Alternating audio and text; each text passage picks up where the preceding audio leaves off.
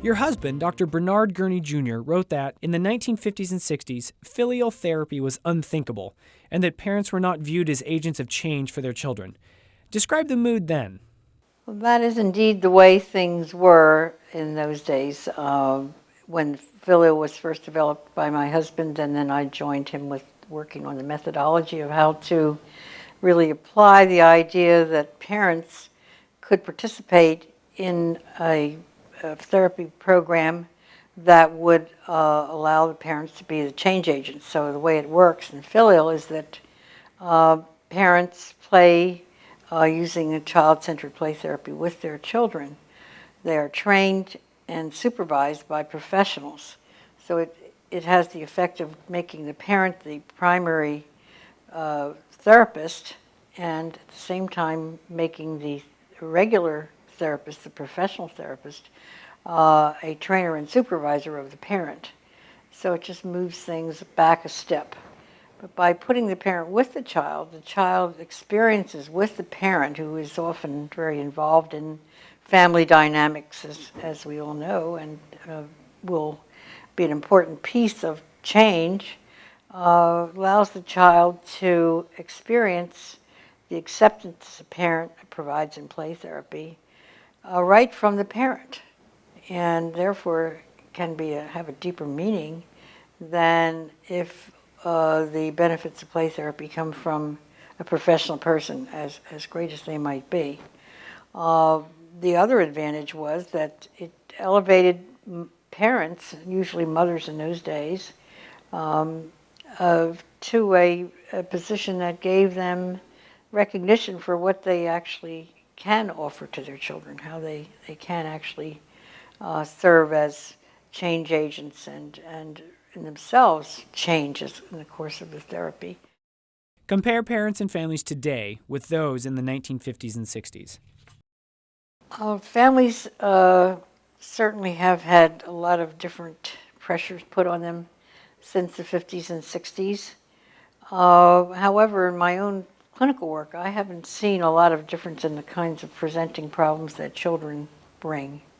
The dynamics of families seem to be very similar. It's harder for parents to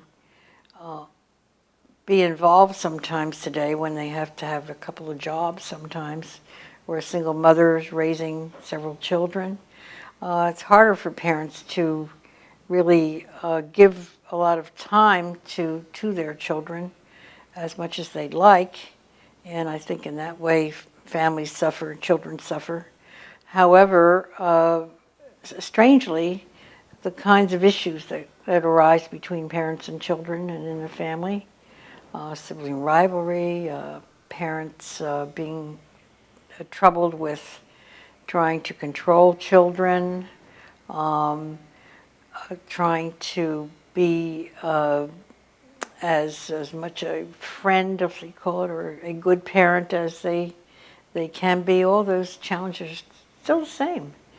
So I guess we could say that the sociology has changed, but the psychology hasn't changed all that much in a clinical situation. The child-parent and child-therapist relationships are critical. Some argue that today there is a decrease in human relationships, while others say that thanks to technology, they are more connected now. What are your thoughts? I think families today are under more stress than they used to be in the 50s and 60s, where the roles were more clear-cut. Not to say that it always went smoothly, but people kind of had an expectation that families would operate in certain kinds of ways. Whereas today, families are really running in many directions that pull them into things that weren't issues for them years ago. For example, as I mentioned before, parents are often involved with 2 or 3 jobs, whereas in those days, most families were set up so that fathers were the breadwinners, and mothers were more or less at home. Some women always worked, but I mean way back. But that's how it was, seen countrywide at that time. When serving as its chair, the board employed a professional CEO and staff. Describe the rationale for this decision. APT has really come a long way since it has become an organization that was run by a professional organization person. We had wonderful, dedicated play therapists who served in the roles of trying to keep it going. People who were, play therapists in academic positions primarily, who gave their time and really worked hard to make it be what we all wanted it to be. But when people are doing this in a part-time way, as volunteers, you cannot get the same kind of organizational strength as you can when you have a person who knows how to run an organization. Explain why mental health professionals should use play or filial therapy. We've all come to learn that family therapy is a good way to go. It's not looked upon as an oddity as it was, or even unethical years ago. However, now we know working with families is really good to do. It just solves a lot of therapeutic issues and answers a lot of challenges. If you're going to be including in that family young children, or if the referrals are young children, it really is the best method to work with them. They're not likely to sit down and say, well, this is my problem. Well, I would say that the research studies that have really been very supportive of play therapy and filial therapy are meta-analyses that have been conducted by a number of researchers from the University of North Texas.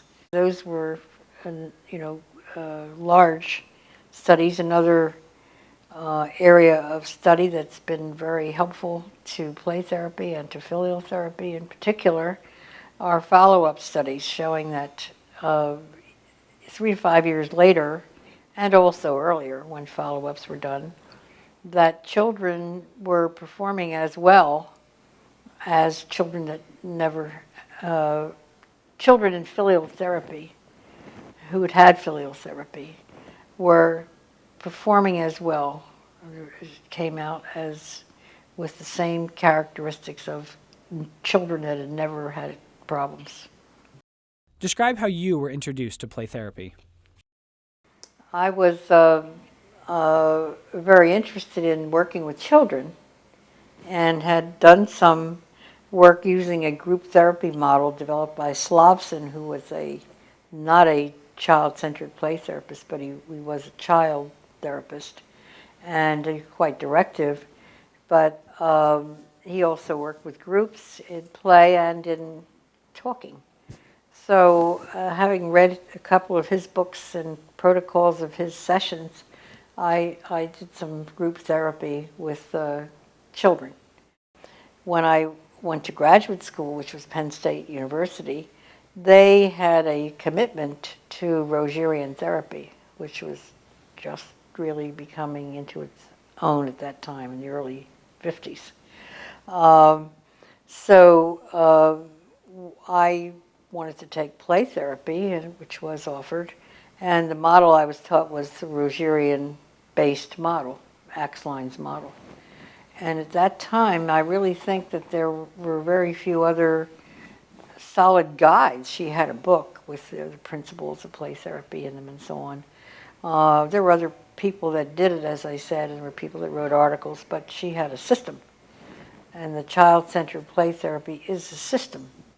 Describe why you characterize the 1970s and 80s as the dark ages of play therapy, and the period since the 1990s as its resurgence and growth.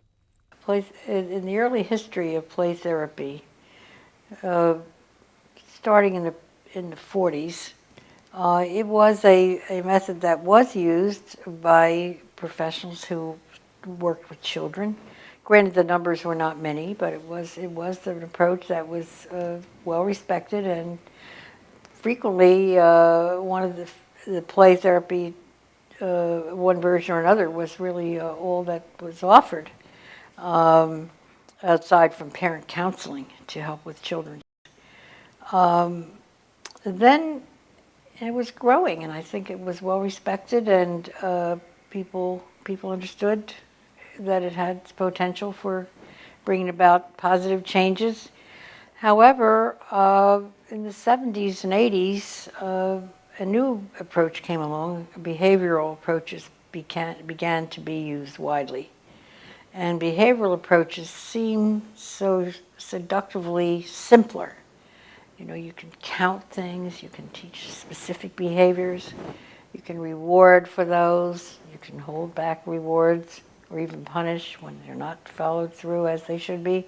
It's so orderly and simple, and it's easy to track what happens in the behavioral methods.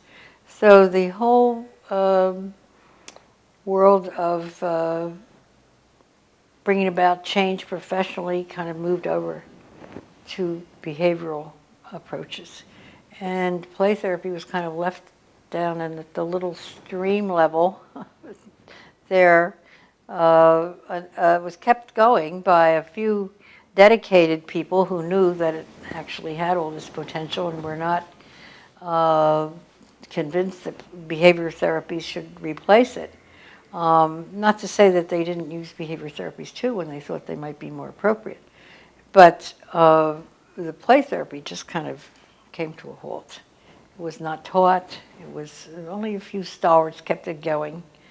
And a lot of those people became involved with APT. What metaphor would you use to define the field of play therapy over the last few decades? So I'd say the metaphor would be that it was like a little stream up at the top of a mountain, sort of coming down, very thin, and not any other streams flowing into it. And now, in the last years, really that stream has become a real body of water, a real river, and all kinds of people with all kinds of ways of doing play therapy, and covering far greater number of clients and bringing in many more professions. It's just turned into a real wide, fully flowing river with tributaries and other streams flowing into it. What should be the major focus of the play therapy community over both the near and long-term future?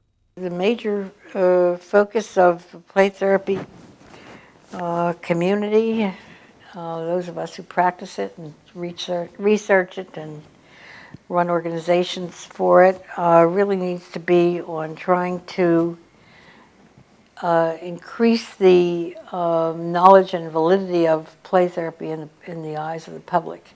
I think that I've always said, and this is an old thing of mine, that the term play has really held us back. People feel that doesn't sound very professional. What can play do? They like to have something that sounds, like it's very, very scientific. And so we've always been having to impress the academic community in particular, some professionals and certainly the public, with the idea that play really has healing powers, that play isn't just fooling around without a serious purpose and when it's used therapeutically. So, changing the image of play therapy, and I think the best way to do that is to have good research done where you can actually, show the, as they say now, the metrics of what play therapy can really accomplish, that it is really effective, can deal with problems that are serious, and I think making that more and more a public issue and with research to back it up is the way we need to be going.